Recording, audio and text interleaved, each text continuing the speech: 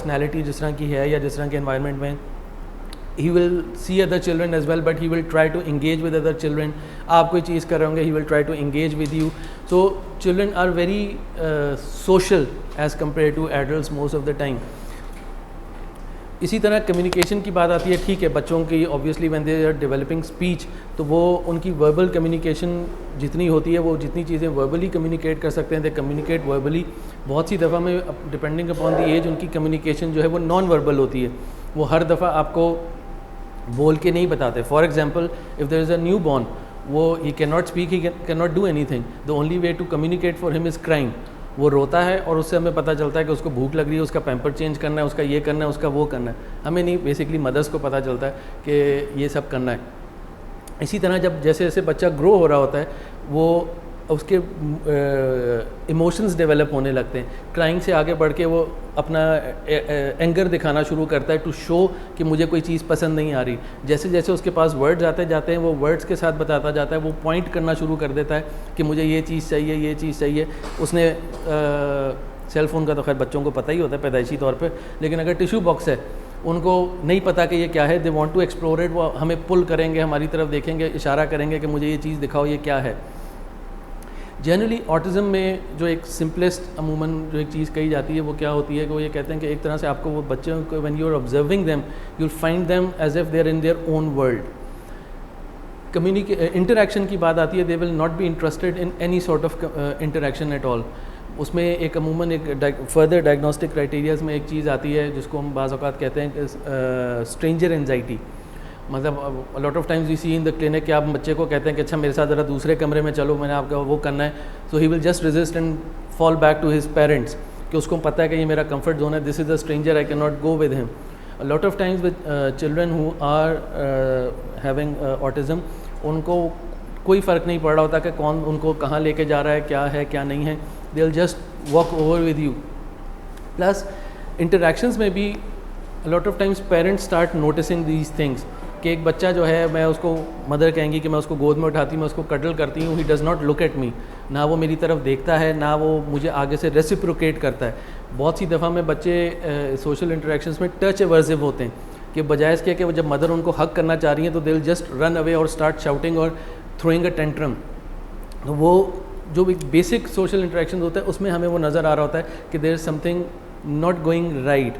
बच्चे हैं, you are taking them to a park, you are taking them to a pre nursery school admission वगैरह में, they will not be interested in interacting with other children, they will not be interested in what other children या other people are doing. वो mostly अपने एक world में, अपनी वो चीज़ों में जो हैं वो बिज़ी हो जाएंगे. चीज़ों के में या किन चीज़ों में होंगे, will come to that at the third point. Communication mostly बहुत सी दफ़ा में जहाँ पे अमूमन ऑटिज़म ओवर डायग्नोस होता है या मिस डायग्नोस होता है, वो पीपल कंसिडर कि अगर एक बच्चा वर्बली कम्युनिकेट नहीं कर रहा तो दैट इज़ ऑटिज़म. बहुत सारे रीजंस हो सकते हैं एक बच्चे के वर्बली कम्युनिकेट ना करने के. There could be hearing deficit, there could be multiple reasons. उसमें यूजली जो हम कंसिडर कर रहे होते हैं कम्युनिकेशन को, that is not just verbal communication, that is non verbal communication as well. Again एक बच्चा अभी बोल नहीं रहा, लेट सपोज कि उसका स्पीच डिले है या what ever the reason is, वो बोल नहीं रहा, लेकिन वो उसने हमें पॉइंट करके वो बता सकता है. पॉइंटिंग में भी या किसी चीज़ में भी उसके हमें मुख्तलिफ तरीके नज़र आएंगे. For example, I am a child और मुझे कोई चीज़ चाहिए, मुझे ये चाबियाँ उठानी है, मुझे नहीं पता ये क्या है या वट एवर, मुझे इसका वर्ड नहीं आता, मैं बोलता नहीं हूँ, मुझे चाहिए. Doctor Ali Ashraf is my parent, मुझे इनके पास आना होगा, I will start looking at him, I will pull him and point towards him. Generally बच्चों के साथ we are always playful.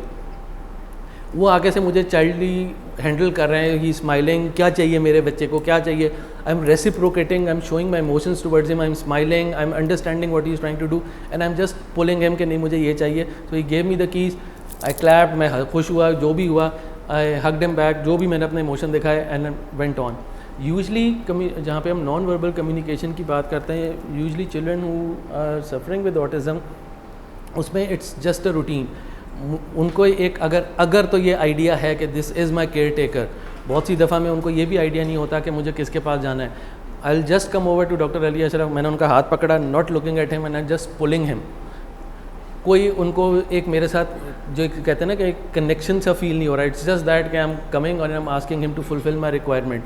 No eye contact, no response, nothing at all, and I just want the keys. उसमें if he is trying to engage with me, वो मेरे साथ playful होना चाह रहे हैं, I will not show any emotion, no response at all, I just want that thing to be done. इसी तरह उसमें जो ये रिस्ट्रिक्टिव या रिपीटेटिव एक्टिविटीज़ और इंटरेस्ट आते हैं, बहुत सी दफ़ा में अगेन वही वाली चीज़ के जो एक वजह से अमूमन ऑटिज़म ओवर डायग्नोस हो रहा होता है या पेरेंट्स ओवर कंसर्न हो रहे होते हैं. एक होता है कि बच्चे एक्साइटमेंट में all of a sudden they start jumping over, चाहे वो कोई क्रिकेट मैच देख रहे हो, चाहे कुछ हो, वो एकदम से कोई एक्साइटेड हुए, they start jump over, hands flap कर रहे हैं, गोइंग राउंड एंड राउंड या मूविंग टू एंड फ्रो, कमरे के एक कॉर्नर में भाग रहे हैं, दूसरे कॉर्नर में भाग रहे हैं. Again it can be normal as well. लेकिन ये क्या है कि ये बहुत सी दफ़ा में बाज़ औक़ात, क्योंकि इसमें जो बच्चों को प्राइमरीली जो इशू हो रहा होता है दैट इज़ सेंसरी इशू. बाज़ औक़ात वो ऑडिटरी या बाज़ औक़ात कोई विजुअल होता है, मतलब किसी भी सेंसेस के साथ whenever they are getting triggered तो they have to repeat that certain movement to get over with it. वो बेसिकली अपनी एंजाइटी, अपनी जो डिस्टर्बेंस है related to that sensory issue, वो उसको हमें एग्जिबिट कर रहे होते हैं by doing those stereotypical movements, चाहे वो जंपिंग है, स्पिनिंग अराउंड है, फ्लैपिंग है, कुछ भी है. प्लस बाज़ औक़ात उसमें जिसको हम ये रिस्ट्रिक्टेड कहते हैं, रिस्ट्रिक्टेड से क्या मुराद है कि they get fixed over certain colours, certain clothes, certain things. For example के मैंने आज लेसेस वाले शूज़ पहने हुए, a child with autism might just get fixed over something के जो ओपन शूज़ हों. आप उसको जब कोई दूसरा शू पहनाने की कोशिश करेंगे, हिल जस्ट और she will just throw it away and not wear it at all. या अगर पहन भी लेगा तो थोड़ी देर बाद he'll just take it off and start walking bare feet. तो उनकी वो सर्टन चीज़ों के साथ फिक्सेशंस हो जाती हैं कि बस उनको वही चीज़ बार बार वही करना होता है. रूटीन्स उनकी फिक्स्ड हो जाती हैं कि फॉर एग्जांपल खाने के मामले में उनकी फ़िक्स हो जाती हैं कि they like certain type of food, कि वही वो खाएंगे, उसके अलावा उन्होंने और कुछ नहीं खाना. प्लस इसमें कुछ और छोटी छोटी चीज़ें आती हैं विच अगेन जिसकी वजह से बाज़ औक़ात अगेन ओवर डायग्नोसिस भी हो रहा होता है और मिस डायग्नोसिस भी हो रहा होता है. फॉर एग्जांपल बच्चा है, यू आर कॉलिंग हिम और हर बाय इट्स नेम. आप उसको, बच्चा है फॉर एग्जांपल उसका नाम अदील है, आप उसको कॉल करते हैं अदील, व्हाट ही जनरली क्या करेगा, ही विल लुक बैक कि मुझे किसने कॉल किया है. If a child is suffering from autism, you call him day in day out, he will not respond generally. Again उसमें वो डिफरेंट कैटेगरीज आ जाती हैं, लेकिन बहुत सी दफ़ा में यही वो एक सिम्टम होता है जिस पे बाज़ औक़ात पेरेंट्स ओवर कंसर्न भी हो रहे होते हैं, बाज़ औक़ात इसी वजह से मिस डायग्नोज भी हो रहा होता है. क्यों? क्योंकि इसके और भी बहुत सारे रीजंस हो सकते हैं कि बच्चों को बाज़ औक़ात हेयरिंग डेफिसिट्स होते हैं और हम उनको कॉल कर रहे होते हैं, लेकिन just simply because of the hearing वो उसको रिस्पॉन्ड नहीं कर सकते. अगेन वही वाली बात है कि अगर हेयरिंग को रिस्पॉन्ड नहीं कर रहा है लेकिन बाकी चीज़ें वो हमारे साथ कर रहा है कि when he is facing us, और उस वक्त जब हम इंगेज हो रहे हैं, so he is all playful in everything. So it's a point in favour के बच्चे को कोई और मसला हो रहा है. It's not just simple autism.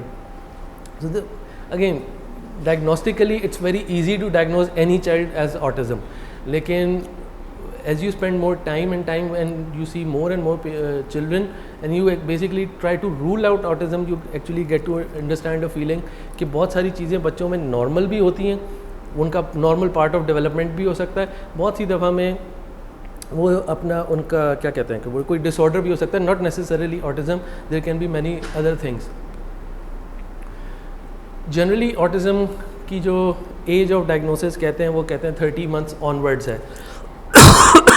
Before that a lot of times जो चीज़ें हमें नज़र आती हैं उनको हम कैटेगराइज करते हैं. It's not a diagnostic criteria, लेकिन वी जनरली से के there are certain red flags which can start as early as 6 months of age. कि एक बच्चा है, वो उसकी पहली कम्युनिकेशन आफ्टर क्राइंग जो डेवलप होती है दैट इज़ सोशल स्माइल. कि जब वो मदर का फेस देखता है या किसी रेलिवेंट बंदे का फेस देखता है, आप उसकी तरफ स्माइल करते हैं, वो आपकी तरफ स्माइल बैक करता है, that is his first social communication. बहुत सी दफ़ा में अर्ली साइंस में हमें ये नज़र आता है कि बच्चे सोशल स्माइल नहीं कर रहे हैं. इसी तरह बहुत सी दफ़ा में होता है कि जहाँ पे बच्चे नॉर्मली डेवलप कर रहे होते हैं कि उनके developmental milestones are all normal. It's a very classical presentation at times, बल्कि एट टाइम्स बुकिश अगर आपको कभी मिल जाए, कि वो दे से कि जी एक बच्चा, हमारा बच्चा was absolutely fine till the age of 2.5, और 2.5 के बाद हमें एकदम से लगता है जैसे रिवर्स गियर लग गया। He use to respond, he use to make eye contact, अपने बहन भाइयों के साथ खेलता था, मुझे हमें अम्मी बुलाता था, अबू बुलाता था, ही यूज़ टू कम्युनिकेट, खाने का बताता था, हर चीज़ का बताता था। Now all of a sudden he started regressing and he started stop doing that. बहुत सी दफ़ा में हमें रेड फ्लैग्स मिलते हैं, बहुत सी दफ़ा में रेड फ्लैग्स नहीं भी मिलते। इट्स जस्ट सडन कि after a certain age gradually उनकी चीज़ें जो हैं वो डिक्लाइन होनी शुरू हो जाती हैं। लेकिन in red flags there can be multiple things कि एक बच्चे की सोशल स्माइल डेवलप नहीं हुई, एक बच्चे की जो है वो नॉन वर्बल कम्युनिकेशन जो है वो डेवलप नहीं हुई, कि अगर उसको कोई चीज़ चाहिए, उसको भूख लगी है, even if a child can not speak, अगर उसको भूख लग रही है तो वो कोई ना कोई जेस्चर्स ढूंढ लेता है, वो आएगा आ करेगा, खाने की तरफ दिखाएगा, he point and he try to explain it to you कि मुझे भूख लग रही है या मुझे पानी चाहिए। मिसाल के तौर पे उसको नहीं समझ में आ रहा कि मैंने पानी का किस तरह बताना है, look for a bottle, if you can reach it will just open it up and drink it like me. लेकिन अगर नहीं कर सकता तो वो आपको इशारा करेगा या he will take you over there कि मुझे ये चीज़ चाहिए। नहीं, अभी थैंक यू नहीं हुआ। इसी तरह with age, sorry coming back, कि अगर he is not non verbally even communicating कि उसकी क्या रिक्वायरमेंट्स हैं क्या नहीं है, so lot of times you will find कि मदर्स को या पेरेंट्स को उनका खुद से जज करना पड़ता है कि इस टाइम पर हमें इसको खाना देना, इस टाइम पर हमें खाना देना। Usually when you ask them in history as well कि खाने का क्या होता है, तो the mothers will come up with the answer कि it does not tell at all कि उसको खाना चाहिए, उसको दूध चाहिए, उसको वॉशरूम जाना है, क्या करना है क्या नहीं करना। इट्स जस्ट दैट कि we work on our instinct कि जी ये टाइम हो गया तो अब इसको भूख हो सकता है लग रही हो, तो हम उसको खाना दे देते हैं, and then it's a whole different struggle. उसके अलावा बहुत सारी चीज़ों में, जिस तरह वो हमने पीछे वो स्टीरियो फिक्सेशंस पढ़ी डिस्कस की थी, कुछ और की थी, बाज़ औक़ात ग्रेजुअली वो हमें नज़र आता है कि बच्चे छोटी छोटी आइटम्स के साथ या सर्टन थिंग्स के साथ वो फिक्स हो गए। Again that can be normal. I can remember के till the grade of 4 I was fixed with a small pillow. Fix तो नहीं कहना चाहिए, I was in love with that pillow. वो छोटा सा एक पिलो था, उसके ऊपर मेरी मदर ने जो है ना वो एक कवर चढ़ाया होता था जिसमें लेफ्ट साइड पे एक बड़ा सा येलो कलर का फ्लावर था। I use to call that pillow as कूची पूची। वो मेरे साथ सोता था, स्कूल नहीं जाता था, बस पढ़ता नहीं था मेरे साथ, used to sleep with me. तो वो मेरा एक था चीज़ जो मेरे साथ for a very long time रही है। I guess it was finally I gifted it to one of my nephews, लेकिन वो उसके पास भी अभी तक है। So it's pretty much like a heirloom to us. लेकिन again this can be normal कि बच्चों की वो कुछ टॉयज़ के साथ, कुछ चीज़ों के साथ उनकी वो फिक्सेशंस या उनकी एक अफेक्शन डेवलप हो जाती है। सर्टन टॉय उनको बस पसंद होता है, दुनिया जहान का टॉय होगा लेकिन उनको वही चाहिए at the end of the day, और they are just gonna simply find it. So it can be normal as well. लेकिन बहुत सी दफ़ा में वो क्या होता है कि वो सर्टन आइटम, सर्टन चीज़ों के साथ वो फिक्स हो जाते हैं, और उनके साथ उनका प्लेइंग भी जो है वो बड़ा स्पेसिफिक आपको एक पैटर्न वाइज नज़र आएगा। For example, lot of times you might hear कि जी जो जिन बच्चों को ऑटिज़म होता है, आप उनको ब्लॉक्स देंगे या कुछ भी देंगे तो they will just line them up. अब अगेन ये बच्चों की डेवलपमेंटल एज होती है up till 7 years of 6 years of age, उसमें ये सारी चीज़ें वो एक्सपेरिमेंट वो डिफरेंट उनके इंटरेस्ट हो सकते हैं। लेकिन again that can be a red flag कि जी एक बच्चा जो है आप उसको दे रहे हैं, या आपने उसको एक गाड़ी दी, उसने उसको सब कुछ को छोड़ के उसका वही जस्ट रोटेटिंग द व्हील्स और वो उसको ऑब्जर्व कर रहा है। Again it can be normal.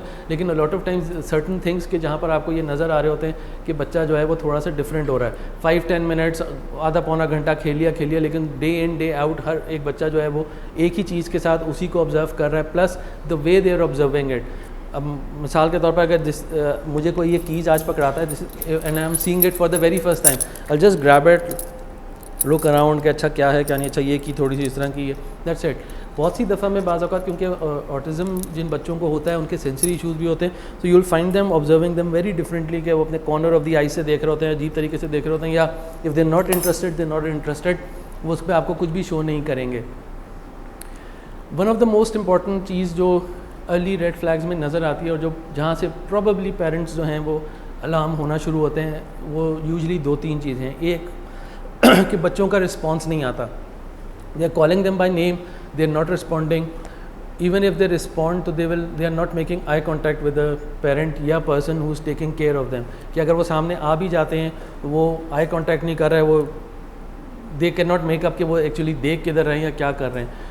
और उसके साथ जो है वो उनकी वो कम्युनिकेशन होती है कि वो कोई किसी किस्म की कोई वर्बल नॉन वर्बल कम्युनिकेशन नहीं, plus they do not show any sort of love affection towards parents या कुछ और. Again there can be varying degree of symptoms, जिसको हम बाज़ औक़ात वो कैटेगराइज कर देते हैं माइल्ड, मॉडरेट, सिवियर में. So maybe if somebody who has autism और वो माइल्ड कैटेगरी में, तो वो सर्टन सिम्टम्स वगैरह दिखा भी दें, शो भी कर दें. इसी तरह जो एस्पर्जर्स की हमने बात की थी, Asperger's is slightly different from autism in one of the very main characteristics which is communication. Asperger's जिन बच्चों को होता है उनमें यूजली बाकी सिम्टम्स होते हैं, लेकिन socially and communicatively they are much better. वो यूजली जो है उनकी कम्युनिकेशन नॉर्मल डेवलप होती है, they can communicate verbally.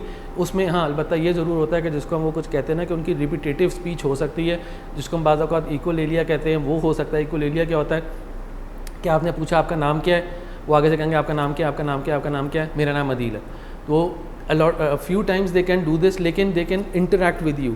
Plus ठीक है वो आपको उसमें बाकी चीज़ें भी नज़र आ रही होंगी, लेकिन at certain level they can communicate verbally with you, they can communicate emotionally with you. वो आपके साथ चाहे अपनी अंडरस्टैंडिंग के हिसाब से, अपनी लेवल ऑफ डेवलपमेंट के हिसाब से, but they usually do communicate. Little bit about management, और बल्कि सॉरी इसमें missed one of the slides which is diagnosis की. डायग्नोसिस इज़ प्योरली क्लिनिकल, और क्लिनिकल से मुराद ये है कि it's just based upon the observations, it's just based upon the history that you are getting. Again it depends कि अगर आज मेरा मूड हो रहा है, you know being doctors a lot of times we have certain authorities कि अगर आज मेरा मूड हो रहा है कि ये बच्चा मेरे पास आया और मेरा दिन आज ख़राब गुजर रहा है और मैंने आज डिसाइड कर लिया कि ये ऑटिज़म है, तो गॉड हेल्प दैट चाइल्ड. लेकिन आइडियली जो गाइडलाइंस भी आप जो हम बेसिकली फॉलो करते हैं, it requires time in the sense कि फ़र्स्ट मीटिंग में एक बच्चे की जस्ट बेस्ड अपॉन हिस्ट्री बहुत सी दफ़ा में ठीक है हमें एक आइडिया ज़रूर मिल रहा होता है कि चीज़ें किस तरफ को जा रही हैं, but we require certain different observations. मिसाल के तौर पे उसमें जो जनरली हम लोग जो कर रहे होते हैं, we ask the parents to share videos from home as well. We ask them कि अगर बच्चा स्कूल जा रहा है तो स्कूल से वीडियो शेयर करें, किसी पार्टी में गए हैं, किसी ओकेजन पे गए हैं, किसी फंक्शन में गए हैं, वहाँ के वीडियो शेयर करें. क्यों? क्योंकि हमने सिर्फ बच्चे को एक क्लिनिकल सेटिंग में जज नहीं करना है, हमने उसको ओवरऑल हर एनवायरनमेंट में जज करना है. घर हम जा नहीं सकते, किसी और की शादी में हम वेडिंग क्रैश करने तो जा सकते हैं, लेकिन वैसे हमें कोई इनवाइट करता नहीं है. तो उनके हमें वहाँ से वीडियोस वगैरह चाहिए होते हैं कि वो हमारे साथ शेयर करें ताकि हमें एक आइडिया मिले. प्लस उसके बाद सर्टन ऑब्जर्वेशंस आती हैं इन डिफरेंट एनवायरनमेंट्स, जिसमें वो डायग्नोस्टिकली भी उसमें मिस सैरिस थोड़ा सा उसको एलेबरेट करेंगी. अगर मैंने अपने बच्चे को कोई चीज़ सिखाई ही नहीं है तो वो how can I expect him कि वो मेरे सामने ये चीज़ करेगा. फॉर एग्जांपल मैंने एक बच्चे को आज तक घड़ी में टाइम देखना सिखाया ही नहीं है, और एज अ क्लिनिशियन मैं उसको जज कर रहा हूँ कि वो टाइम बता सकता है कि नहीं बता सकता है. मैं उसको घड़ी दिखा के पूछ रहा हूँ टाइम क्या हो रहा है, वो मेरी शक्ल देख रहा है. अब मैं इस पर 10 डिसऑर्डर्स बनाने को बना सकता हूँ, लेकिन बहुत सी दफ़ा में before reaching to a conclusion we have to assess कि आया जो हम बच्चे को जिस चीज़ पर असेस करने जा रहे हैं उसके प्री रिक्विजिट्स भी वो मीट कर रहा है कि नहीं कर रहा है. एक चीज़. दूसरा ये कि generally there are 2 or 3 everybody molds their practice in the way that suits them best. One of the best guidelines that we follow usually suggests कि you do not actually have to work with the diagnosis in a child, you actually have to work कि जहाँ जिन areas में बच्चों को issues आ रहे हैं. One of the major reasons is कि diagnosis से a lot of times management में इतना difference नहीं पड़ता. क्यों? क्योंकि इसमें जो हमने कोई वो एंटीबायोटिक नहीं है कि अगर टाइफाइड है तो डिफरेंट एंटीबायोटिक है, अगर मलेरिया है तो बिल्कुल डिफरेंट ट्रीटमेंट है, टीबी है तो बिल्कुल डिफरेंट ट्रीटमेंट है. यूजली क्योंकि अगर यंग एज में हमारे पास प्रेजेंट कर रहे हैं तो इट्स अ बेसिक जो ट्रीटमेंट है देयर आर थेरेपीज़, और थेरेपीज़ का भी जो प्रोसीजर होता है वो डायग्नोसिस बेस्ड नहीं होता, वो सिम्टम्स बेस्ड होता है. सो लॉट ऑफ टाइम्स जो हमारा फोकस होता है of assessment is not basically diagnosis. हम ये आइडेंटिफाई करना चाह रहे होते हैं, उसको हम बहुत सी दफ़ा में असेसमेंट भी नहीं कहते बच्चों की, हम उसको टर्म यूज़ करते हैं कि बच्चों की प्रोफाइल बना रहे हैं कि बच्चों के अंदर कौन सी स्ट्रेंथ्स मौजूद हैं, कौन सी वीकनेसेस मौजूद हैं, कौन सी चीज़ें वो कर पा रहे हैं, कौन सी चीज़ें नहीं कर पा रहे, कौन सी चीज़ों का अभी तक उनको अपॉर्चुनिटी ही नहीं मिली. Like for example one of the part in the assessment is cycling, कि आपने बच्चे से पूछना है कि साइकिल, या पेरेंट्स से पूछना है कि वो साइकिल चला लेता है कि नहीं, और सामने हमारे वो बंदे बैठे हुए हैं जिनको मतलब अगले खाने का नहीं पता। How can they even actually afford a cycle for a child? जब उन्होंने अफोर्ड ही नहीं कर सकते तो उसने चलानी कहाँ से सीखी होगी? चलानी नहीं सीखी तो how can I ask this question कि जी बच्चा साइकिल चला सकता है कि नहीं? सो it's a very lengthy process कि जहाँ पर आप एक बच्चे की प्रोफाइल और वो एक असेसमेंट उसमें करें। Once you know the profile of a child कि ये उसकी प्रोफाइल है, ये स्ट्रेंथ्स हैं, ये वीकनेस हैं, these are the things that he is able to do, these are things that he can not do, and for the sake of discussion let's say कि हमने डायग्नोसिस कर भी दिया उसका कि जी इस बच्चे को ऑटिज़म है। मार्केट में मुख्तलिफ डॉक्टर्स के पास प्रिस्क्रिप्शंस पर आपको मल्टीपल उसमें मेडिसिन और वो सारी चीज़ें मिलती हैं, नज़र भी आती हैं, दवाइयाँ चल भी रही हैं, प्रिस्क्राइब भी हो रही होती हैं, बहुत कुछ हो रहा होता है। As far as the medications are concern there is no evidence कि किसी भी मेडिकेशन का ऑटिज़म के अंदर कोई भी रोल है। सर्टन एज ग्रुप में आके फॉर सर्टन सिम्टम्स थोड़ा सा उसका डिफरेंस हो जाता है। जैसे यहाँ पे इसका बटन क्यों कहाँ गई, ये रही, जिसने ये SSRIs लिखी हुई, अगेन SSRIs इन एडल्ट्स। बहुत सी दफ़ा में जो वो फिक्सेशंस हमने शुरू में देखी थी कि बच्चे एक ही रूटीन एक ही तरीके पे फिक्स हो गए, सो अगेन इन एडल्ट में आके हमने basically diagnosis, it's again a different challenge कि आपने उसको डिफ्रेंशिएट करना है कि कहीं वो OCD तो नहीं है अब एज में आके, क्योंकि ऑब्वियसली कोमॉर्बिड बहुत सारी चीज़ें हो सकती हैं। सो अगर हम SSRI स्टार्ट भी कर रहे हैं तो हम यूजुअली उन फिक्सेशंस के ऊपर स्टार्ट नहीं कर रहे होते, हम यूजुअली स्टार्ट कर रहे होते हैं क्योंकि हमारी डायग्नोसिस जो है वो डुअल डायग्नोसिस अब हो गई है कि इस बच्चे को ऑटिज़म भी है और इस बच्चे को OCD भी है। बाज़ औक़ात सर्टन स्टिमुलेंट्स इस तरह मेंशन है कि सर्टन स्टिमुलेंट्स जिसको वो मिथाइल फेनिडेट या एटमॉक्सिटीन वगैरह, अगर कोमॉर्बिड बच्चे को ऑटिज़म के साथ साथ ADHD या जिसको हाइपरकाइनेटिक डिसऑर्डर कहते हैं वो है, तो वहाँ पे at times at certain age के बाद हम उसका भी ट्रायल कर सकते हैं। बहुत सी दफ़ा में यूजली आप लोगों को अगर कभी प्रिस्क्रिप्शन कोई मिले किसी बच्चे की, आप देखें कि जिसको ऑटिज़म डायग्नोस हुआ होगा, उसमें यूजली एक मेडिसिन ज़रूर लिखी होती है most of the times, which is risperidone. Risperidone is an antipsychotic. Low dose में वो अमूमन क्यों यूज़ करते हैं? क्योंकि बाज़ औक़ात बच्चों के कुछ टेंट्रम्स वगैरह होते हैं, कुछ चीज़ें होती हैं, तो उसकी वजह से वो प्रिस्क्राइब करते हैं। अगेन मे बी शायद किसी बहुत एक्सट्रीम केस में एट अ सर्टन एज आपको अगर यूज़ करनी पड़े बिहेवियर्स थोड़े से कंट्रोल करने के लिए, तो उसमें at a very low dose बाज़ औक़ात रिस्पेराडोन यूज़ हो भी जाती है, लेकिन it's for a very short period of time. Idea हमेशा ये होता है क्योंकि जो मेन स्टे ऑफ ट्रीटमेंट है ऑटिज़म का, वो सारे का सारा ये रहा। बिहेवियरल इंटरवेंशंस रिस्पेराडोन मेंशन्ड है, लेकिन very for a short period of time. Main stay आपका बिहेवियरल थेरेपीज़ हैं, या जिसको स्पेसिफिकली हम थेरेपीज़ में कहते हैं कि वो ABA थेरेपी है कि applied behavioral analysis. Applied behavioral analysis से मुराद ये बेसिकली होती है, miss Sarish will elaborated as well, कि बेसिकली आप पेरेंट्स को एक गाइडलाइन देते हैं, हफ्ता दिया, 10 दिन दिए कि अब आप घर जाएं, ये एरियाज़ हैं, ये बिहेवियर्स आपने बताए हैं, आपने हमें इसकी ये फीडबैक्स देने हैं। I will not go into the details, miss Sarish will discuss that, लेकिन जस्ट ब्रीफली कि फॉर एग्जांपल आपने बच्चे को आवाज़ दी, उसने नहीं देखा, नाउ अब आपने वो पूरे एक तरह से वो सिनारियो हमारे लिए ड्रॉ तो नहीं करना, basically you have to chalk it out कि क्या था उस वक्त, बच्चा क्या कर रहा था, वो उसकी इंटरेस्ट की चीज़ थी, नहीं थी, क्या था क्या नहीं था, जब उसने आपको आई कॉन्टैक्ट दिया वो उस वक्त क्या कर रहा था। So we can figure it out कि बच्चा किस चीज़ पर रिस्पॉन्ड कर रहा है, किस चीज़ पर रिस्पॉन्ड नहीं कर रहा। Just to give a little example, there are multiple medicine आजकल। I guess one of the मुझे नाम तो उनका ना याद है, बल्कि मुझे ये याद है कि वो काम कहाँ पे कर रहे हैं, will not name the place.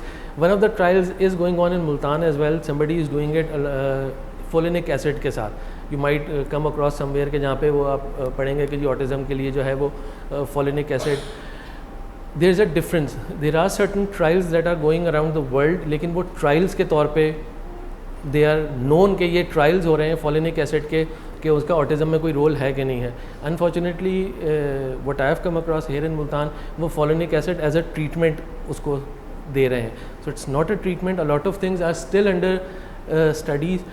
For now the only mode of treatments is behavioral therapy, symptomatic, जहाँ पर अगर हमें SSRIs की ज़रूरत लगती है या स्टिमुलेंट्स की ज़रूरत लगती है या हमें रिस्पेराडोन की ज़रूरत लगती है, so we go towards that. बहुत सारी चीज़ें रिगार्डिंग डाइट पेरेंट्स पूछते हैं कि ग्लूटेन डाइट दे दें, फ़लानी डाइट दे दें, फ़लानी थेरेपी करवा दें, स्टेम थेरेपी करवा दें, ये करवा दें, वो करवा दें, उसका क्या नहीं है. They are all in studies. There is only one thing right now, behavioral interventions. Plus one of the things that I didn't mention, cause कि autism जो है वो cause क्यों होता है, वो मुझे एकदम से यहाँ से देख के याद आया. There was a study many years back which suggested कि एक जो हमारा ये है immunization program है, उसमें एक वैक्सीन यूज़ होती है. It was named as cause के जी ये वैक्सीन लगती है, इसकी वजह से बच्चों को जो है वो ऑटिज़म हो जाता है. Later on it was found कि वो जो स्टडी थी इट वाज बेसिकली क्या कहना चाहिए, फ्रॉड स्टडी. उसका वो कॉन्फ्लिक्ट ऑफ इंटरेस्ट था, उसके जो है वो अपना it was supported by different agenda, तो दैट इज़ नलिफाइड. ऑटिज़म का as such no cause is known so far. ठीक है, इट इज़ नॉट. लेकिन जो चीज़ें हमें उसमें पता हैं, जो इस चीज़ का हमें एक आइडिया है, इट इज़ कि autism is generally it's a different way of brain functioning. कि ब्रेन जो है वो एक डिफरेंटली फंक्शन कर रहा है. ब्रेन अपनी जगह माशाल्लाह बिल्कुल हट्टा कट्टा जिसको कहते हैं ना वो मौजूद है, but it's functioning very differently, जिसकी वजह से हमें डिफरेंट बच्चे के बिहेवियर्स नज़र आ रहे होते हैं. It is not caused, there is no fault in parents कि जिसकी वजह से ऑटिज़म हो रहा हो. One of the very early concepts was this कि पेरेंटिंग स्टाइल्स की वजह से ऑटिज़म होता है. And one of the psychologist जिसके अपने बच्चे को उसने खुद डायग्नोज किया था autism, he worked all his life to prove that कि ये पेरेंटिंग स्टाइल्स की वजह से नहीं होता. इट्स नाउ एन फैक्ट कि पेरेंटिंग जेनेटिक्स का मे बी कोई वैसे लिंक हो, लेकिन none is known so far. Parenting का इसमें कोई रोल नहीं है. वैक्सीन्स का कोई किसी वैक्सीन्स की वजह से नहीं होता, ये किसी डाइट की वजह से या किसी और वजह से नहीं होता, बहुत ज़्यादा मोबाइल देखने की वजह से नहीं होता. ये भी एक it's not a diagnostic criteria, लेकिन there are certain terminologies that are being use now कि जी ये स्क्रीन इंड्यूस्ड ऑटिज़म है, ये फलाना इंड्यूस्ड ऑटिज़म है. There is no such evidence. अभी तक डायग्नोस्टिक क्राइटेरियाज में वो एज सच नहीं है. So I'll just leave over here, not actually leave, I'll just sit down. तो further जो इसमें वो behavioral interventions हैं या जो management हैं, I'll leave it to Miss Sarish, our clinical psychologist. She will take up from there. आपको ही लगाना पड़ेगा. लेकिन I hope कि उस पर show हो जाएगा.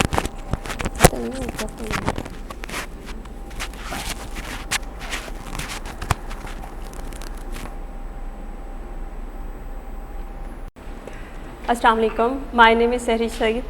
I am working in Spring Clinic as a clinical psychologist. Thank you, Dr. Adil. Autism के बारे में तो आपने जैसे सारा डॉक्टर अदील ने डिटेल में ही बता दिया. मैं आपको बताऊंगी कि इसकी मैनेजमेंट के बारे में, how to manage the behaviors of child. सबसे पहले अर्ली इंटरवेंशन की बात करते हैं. अर्ली इंटरवेंशन लाइक कि बच्चा हमारे पेरेंट्स को 2.5 ईयर्स की एज में सिम्टम्स शो होने लग जाती हैं कि लाइक आई कांटेक्ट नहीं कर रहा, नेम रिस्पॉन्ड नहीं कर रहा, या बच्चा एक नॉर्मल बच्चों की तरह बिहेव नहीं कर रहा, तो कंसर्न होता है पेरेंट्स का. पेरेंट्स लेकर आते हैं. तो वो जो बिफोर 3 ईयर्स एज होती है उसमें हमारे पास जब बच्चे आते हैं तो तब हम उसके डायग्नोसिस की तरफ जाते हैं. सबसे पहले जब हम करते हैं detail history taking. History taking में हमें पता चलता है कि उसके माइलस्टोन उसने अपने नॉर्मल एज में अचीव किए हैं कि नहीं किए, उसने नेक होल्डिंग, सिटिंग और उसका जो बाकी बिहेवियर्स थे वो उसकी एज के मुताबिक थे या डिलेड में थे. फिजिकल एग्जामिनेशन, हेयरिंग टेस्ट, ये सारी डिटेल्स डॉक्टर अदील ने आपको पहले बता दी है. मैं आपको बताती हूँ स्क्रीनिंग टूल्स के बारे में. जो हमारे साइकोलॉजिकल टेस्ट जो हम स्प्रिंग क्लिनिक में कर रहे हैं उसमें हम एक चैट करते हैं, एक MCAT करते हैं और दूसरा कार्ड्स करते हैं. कार्ड्स में हमारे क्वेश्चंस होते हैं जिसमें हम पेरेंट्स से पूछते हैं बच्चे के बारे में डिफरेंट असेसमेंट और फिर हम रीअसेसमेंट करते हैं. इसमें आफ्टर 3 मंथ्स इंटरवेंशन के बाद जो असेसमेंट करते हैं उससे हमें पता चलता है कि इस हमारे जो सेशन अटेंड किया है बच्चे ने उसके बाद उसके बिहेवियर में कितनी मॉडिफिकेशन आई है. अगर मैं बिहेवियर थेरेपी के बारे में बात करूं तो पेरेंट्स का इसमें सबसे ज़्यादा रोल होता है. साइको एजुकेट हम डिटेल में पेरेंट्स को कर रहे होते हैं. पेरेंट्स को किस तरह डिटेल में साइको एजुकेट कर रहे होते हैं कि उन्हें सबसे पहले तो पेरेंट्स आते हैं तो उन्हें लगता है कि उनका बच्चा ठीक ही नहीं हो सकता, कि ऑटिज़म लाइक क्योरेबल ही नहीं है. ऑटिज़म क्योरेबल है, मैनेजेबल है अगर अर्ली इंटरवेंशन कर ली जाए. बिहेवियर मॉडिफिकेशन हमने करनी होती है, डिफरेंट टेक्निक्स के थ्रू करनी होती हैं. उसमें हम जो टेक्निक यूज़ कर रहे होते हैं या हम जो बिहेवियर यूज़ कर रहे होते हैं वो ABA कर रहे होते हैं. ABA is a applied behaviour analysis. Applied behavior analysis not only for autistic or ADHD child, it's also used in adult, adolescent behavior changing modification. इसमें हम रीइंफोर्स करते हैं, पॉजिटिव और नेगेटिव करते हैं। लाइक कि एक बच्चा है जिसकी कोई भी चीज़ बहुत फेवरेट है, उसे ये बहुत पसंद है, ठीक है, तो हम उसको या कोई कैंडी पसंद है, कोई चॉकलेट पसंद है, हम उसके थ्रू उसके बिहेवियर को मॉडिफाई करते हैं कि ठीक है आप मेरी ये बात माने या आप अच्छा काम करें तो आपको इन रिटर्न हम ये देंगे। इससे क्या होगा कि उसमें रीइंफोर्समेंट पैदा होगी, एप्रिसिएशन देंगे हम बच्चे को, जिससे उसको पता होगा कि ठीक है यार मैं अच्छा काम करूँगा तो मुझे इन रिटर्न ये रिवॉर्ड मिल रहा होगा। वीडियो मॉडलिंग करवाते हैं, लाइक उनको हम इस तरह की वीडियोस दिखाते हैं जिससे उनके बिहेवियर में मज़ीद मॉडिफिकेशन आती है, लर्निंग आती है। असिस्ट करते हैं, डिफरेंट टास्क, डिफरेंट टेक्निक्स हम उनको असिस्ट करके बता रहे होते हैं।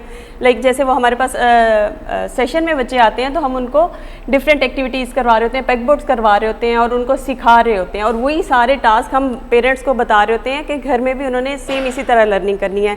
अगर मैं बच्चों में बात करूँ तो बच्चों में 2 वीक्स तक हमें कंसिस्टेंट होकर काम करना पड़ता है। किसी एक बिहेवियर को चेंज करने के लिए ली साइड पर हमें 2 वीक्स तक हमें मुसलसल उसी बिहेवियर पे ही काम करना होता है।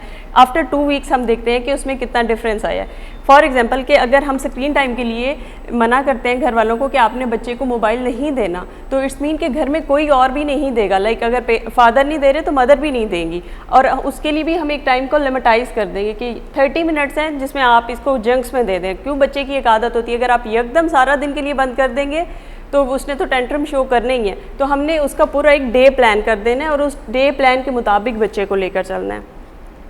जनरलाइजेशन, फॉर एग्जांपल बच्चे को हम कार्ड्स दिखाते हैं, ठीक है, कार्ड्स फ्लैश कार्ड्स जैसे होते हैं, फ्लैश कार्ड्स पे कार बनी हुई है, ठीक है, उस कार को हम उधर भी दिखाएंगे और पेरेंट्स को और बच्चे को जब वो बाहर जाएगा तो हम कहेंगे see this is a car, wow. तो उसको जनरलाइजेशन करवाएंगे चीज़ों की जो हम सेशन में करवा रहे हैं या घर में करवा रहे हैं उसके पेरेंट्स, तो उसको हम इस तरह चीज़ों को कोरिलेट करवा के जनरलाइज करवाते हैं। सबसे पहले जब पेरेंट्स हमारे पास आते हैं तो हम टारगेटेड बिहेवियर्स को असेस कर लेते हैं कि लाइक आपका टारगेट बिहेवियर क्या है। आई कांटेक्ट नहीं करता, सेटिंग नहीं है, हम 1 बाय 1 बिहेवियर को मॉडिफाई करते हैं। अगर हम सब बिहेवियर्स को एक ही दफ़ा साथ लेकर चलेंगे तो उस तरह तो काम नहीं होगा। सबसे पहले हम आई कांटेक्ट पे काम करते हैं। आई कांटेक्ट पे काम करने के लिए हम पेरेंट्स को भी ये बता रहे होते हैं और ख़ुद भी यही कर रहे होते हैं कि अगर बच्चे को कोई चीज़ चाहिए या उसे किसी भी चीज़ की डिमांड है तो उस चीज़ को आप अपने पास लेकर जाएं और उसको कहें कि ये चाहिए आपको, जिससे उसका आई कांटेक्ट बेहतर हो। इसी तरह डिफरेंट सिटिंग एक्टिविटीज़ हम करवाते हैं जिससे उसकी सिटिंग और आई कांटेक्ट में बेहतरी आती है, इम्प्रूवमेंट आती है। जब आई कांटेक्ट और सिटिंग उसकी इम्प्रूवमेंट होगी तो डेफिनेटली उसकी लर्निंग तभी स्टार्ट होगी। अगर आई कांटेक्ट नहीं करेगा, सिटिंग नहीं स्टार्ट करेगा तो उसकी लर्निंग स्टार्ट नहीं होगी। सोशलाइजेशन, ऐसे बच्चों में सोशलाइजेशन बिल्कुल भी नहीं होती। क्यों? क्योंकि इनका एक अपना ही वर्ल्ड होता है और उसी दुनिया में ये ग्रो अप हो रहे होते हैं और उन्हें लगता है कि वही दुनिया, वही सब कुछ ठीक है, और ये उस दुनिया से बाहर नॉर्मल बच्चों में नहीं आना चाहते। इनको ऐसा लगता है कि वो उनके लिए ऑकवर्ड है और बाकी बच्चे भी उसको एक्सेप्ट नहीं करते, तो इसलिए वो अकेला रहना और खेलना पसंद करते हैं। इसलिए इन बच्चों को हम इस तरह करते हैं कि सोशलाइजेशन करवाते हैं, बाकी बच्चों से इंटरेक्ट करवाते हैं, बाकी बच्चों के साथ कहते हैं कि खेले। आफ्टर सेशन बहुत से बच्चों में इस तरह की चेंजेस आ रही होती हैं कि वो सोशलाइज कर रहे होते हैं, नॉर्मल बच्चों की तरह चीज़ों के साथ अप्रोप्रिएट वे में खेल भी रहे होते हैं, उनके साथ प्ले भी कर रहे होते हैं। CBT is a cognitive behaviour therapy. Like जैसे मैंने अभी आपको बताया कि हम बच्चों की फिर कॉग्निटिव रिस्ट्रक्चरिंग पे काम करते हैं कि जो बिहेवियर उन्होंने खुद से लर्न कर लिए हैं, ठीक है, वो उन्हें सही लगे या गलत लगे, वो उनकी सेल्फ लर्निंग थी। अब हम उन बिहेवियर्स को करेक्ट करेंगे, ठीक है। टर्न टेकिंग, शेयरिंग और टर्न टेकिंग इन बच्चों में नहीं होती। फिर हम सेशन में भी और घर में भी, देखिए एक बच्चा मेरे पास आ रहा है 45 मिनट्स के लिए, वीक में 2 विज़िट हो जाएंगे या 3 विज़िट, पर वो बच्चा 24 आवर्स अपनी मदर और पेरेंट्स के पास होता है। जितनी अच्छी थेरेपी और जितनी अच्छी टेक्निक्स पेरेंट्स 24 आवर्स में यूज़ करके बच्चे को लर्निंग दे सकते हैं, उतनी शायद हम नहीं कर सकते। क्यों? मेरी तो रेपो बिल्डिंग पे भी बहुत टाइम लगना है ना। उसके बाद अगर यही सेम प्लान, लाइक मेरे पास बच्चा 12 बजे आ रहा है और मैं घर वालों को कहती हूँ कि बाकी रेस्ट ऑफ डेज आप 12 PM ही घर में इसको एक्टिविटी करवाएं 45 मिनट्स की या 30 मिनट्स की, क्योंकि इनका ब्रेन एक सेट हो चुका होता है क्लॉकवाइज कि इस टाइम उन्होंने वो सिटिंग करनी है और उसी ही टाइम में उन्होंने दोबारा सेशन को लर्न करना है। तो वो हम एक पूरा प्लान बना कर देते हैं पेरेंट्स को, जिसको हम होम टास्क या होम प्लान कह सकते हैं। तो वो उसके मुताबिक चल रहे होते हैं और वही प्लान हम सेशन में भी ऑब्जर्व कर रहे होते हैं। बिहेवियर मॉडिफिकेशन में टेंट्रम लाइक के बच्चे ने एक आदत बना ली है, ठीक है, आप जब उसकी बात नहीं मानेंगे तो क्या करेगा? चीखेगा, रोएगा, चिल्लाएगा, फेंकेगा, थ्रोइंग बिहेवियर करेगा, ऐसे ही होगा ना, नॉर्मली भी बच्चे ऐसे ही कर रहे होते हैं। तो हमने उस बिहेवियर को, अगर फॉर एग्जांपल बच्चे ने कोई चीज़ पकड़ी हुई है, आप डायरेक्ट ले लेंगे तो उसने तो बहुत ज़्यादा टेंट्रम शो करने हैं। तो हमने क्या करना होता है, डिस्ट्रैक्ट करना होता है। लाइक आपने मोबाइल लिया तो साथ में उसे कोई पेन दे दें, ठीक है। डायरेक्ट अगर आप उसको रोकेंगे तो उसने बहुत ज़्यादा ही टेंट्रम शो करने हैं। हमने इनडायरेक्टली करना होता है। सेंसरी आइटम्स के थ्रू भी हम उनके बिहेवियर्स को और उनके टेंट्रम्स को कंट्रोल कर रहे होते हैं। बच्चों की देखिए डिमांड्स को लिमिटाइज करें। ये सिर्फ ऑटिस्टिक नहीं, मैं वैसे नॉर्मली सब बच्चों के लिए कह रही हूँ कि बच्चों की नो सुनने की भी आदत होनी चाहिए। जब हमेशा बच्चों को हम यस सुनने की आदत डाल देते हैं तो फिर जब आप नो करते हैं तो डेफिनेटली वो इस चीज़ को एक्सेप्ट नहीं करते। एक्सेप्टेंस नहीं होती ना, कि पेरेंट्स हर बात पे कह रहे हैं ओके ठीक है, ये भी मिल जाएगा, ये भी मिल जाएगा। जब आप लिमिटाइज कर देते हैं चीज़ों को तो डेफिनेटली उन्हें पता होता है कि ठीक है कि पेरेंट्स अगर इतनी बात मान रहे हैं तो इस बात पर मुझे कंप्रोमाइज़ करना पड़ेगा। आगे में टेंट्रम विद पॉजिटिव बिहेवियर्स। हमने जो उनके बिहेवियर्स होते, टेंट्रम्स होते हैं ना, उनको बिहेवियर को किस तरह चेंज करना होता है, कंसिस्टेंट रहना होता है। जैसे मैंने आपको बताया कि हमने 2 वीक्स तक कंसिस्टेंट काम करना होता है किसी भी बिहेवियर को चेंज करने के लिए। फिर आहिस्ता आहिस्ता वो बिहेवियर लर्निंग में आ जाएगा। जब लर्निंग में आएगा तो वो उसकी पर्सनैलिटी और डेली रूटीन का हिस्सा बन जाएगा। बच्चों के टेंट्रम्स या बच्चों के जो नेगेटिव बिहेवियर्स होते हैं उनको हम इग्नोर भी कर सकते हैं। लाइक हमें हर बिहेवियर को अगर रिस्पॉन्स करेंगे, फ़र्ज़ करें कि वो बच्चा रो रहा है, आप उसे जितनी दफ़ा बुलाएंगे उसने ज़्यादा रोना है और ज़्यादा टेंट्रम शो करने हैं। ऐसे बच्चों को आई कांटेक्ट करना भी इट्स जस्ट अ रिस्पॉन्ड, कि आप उसे देख रहे हैं तो उसको एक रिस्पॉन्ड कर रहे हैं। तो आप कोशिश करें कि उस वक्त उस बच्चे को, हम पेरेंट्स को यही कह रहे होते हैं कि आप इग्नोर करें, या अगर आप उस रूम में भी अवेलेबल हैं तो आप साइड पर चले जाएँ। तो थोड़ी देर बाद बच्चा नॉर्मल होकर खुद वापस आ जाता है। रिवॉर्ड दे, एप्रिसिएशन इसमें बहुत काम आती है। ऑटिस्टिक बच्चों के लिए तो रिवॉर्ड और एप्रिसिएशन एक ऐसी चीज़ है ना कि मोटिवेशन मिलती रहती है। हमारे लिए भी ऐसे ही है और बच्चों के लिए तो स्पेशली यही होता है कि अगर वो आपने कोई अच्छा काम किया तो good job, very good, you had a great job. यानी इस तरह के वर्ड्स और मोटिवेशन उनको एक करेज देती है कि yes I have to do, मैंने करना है, मैंने और अच्छे से करना है, और बच्चे फिर उस चीज़ को फॉलो कर रहे होते हैं। Spend with time, 1-on-1 time गुजारें बच्चों के साथ। Listen your child and acknowledge her feelings या हिज फीलिंग्स। टाइम बहुत कम था, इतने टाइम में इतने ही प्रेजेंट कर सकते थे। वैसे तो बिहेवियर मॉडिफिकेशन बहुत ज़्यादा इसमें हमारी टेक्निक्स आती हैं, बहुत ज़्यादा चीज़ें आती हैं, बट हमने इसको बड़ा लिमिटाइज करके मैंने एक्सप्लेन किया। अगर कोई क्वेश्चन है तो आप मुझसे पूछ सकते हैं, नॉर्मली किसी के बच्चों को लेकर हो या वैसे ही। एक ही बात पूछना चाहूँगा जी। कि हम कभी-कभी पीडियाट्रिक्स में आते होंगे पेशेंट्स के, उनका एक बच्चा जो है वो ऑटिज्म डायग्नोज हुआ है, तो दे आर आस्किंग कि what is the chance of our next child becoming autistic. जी। इसका कोई है रिस्क फैक्टर्स ऐसे जो मॉडिफाइबल हो, ताकि कि नेक्स्ट चाइल्ड में इस तरह के सिम्टम्स आएंगे कि नहीं? नहीं। Is it genetically predisposed as well? Risk definitely है। वही वाली बात है कि वो आप लिटरेचर सर्च करें या मतलब देखें, वो मल्टीपल रिस्क और सारा कुछ वो मेंशन जरूर होता है, लेकिन डेफिनेट आंसर इसका मतलब इसमें ऐसा वो मेल फीमेल प्रीडोमिनेंस भी नहीं है डिफरेंट।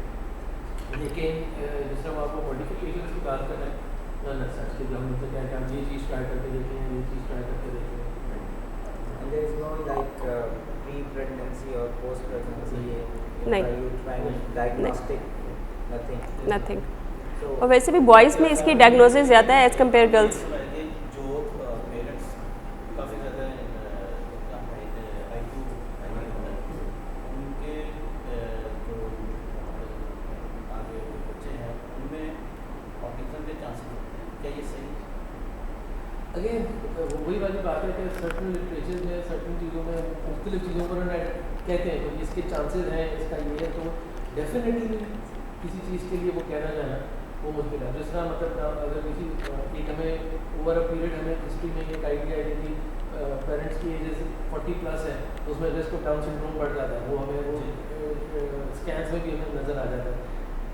मतलब वही वाली बात है, एसोसिएशंस के लिए मल्टीपल चीज़ें उसमें सस्पेक्टेड है, क्लियर आंसर।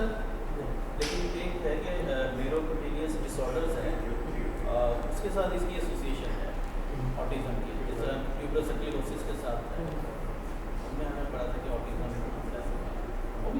उसके साथ समटाइम्स पेरेंट्स को लग रहा होता है कि ये क्यूरेबल नहीं है, बच्चा हमारा बिल्कुल ठीक नहीं होगा और खुदा ना खास्ता ये पागल हैं, या इस तरह के मिथ्स बनी हुई है ना, और वो सीख के भी आ रहे थे। और अब वैसे भी टाइम ऐसा कि पेरेंट्स आने से पहले गूगल करके पढ़ के सब कुछ आते हैं और उन्हें ऑलरेडी बहुत कुछ पता होता है और मिसकंसेप्ट्स होते हैं। तो सबसे पहले तो हमें उनको ये कॉन्फिडेंस देना होता है कि ये दो ही चीज़ें होती हैं, either you accept the reality और change the situation. If you can't accept the change the situation, you have to accept the reality. Reality यही है कि जी ऑटिस्टिक अगर है तो मैनेज करें उसको, इग्नोर नहीं करें, उसे एक्सेप्ट कर लें।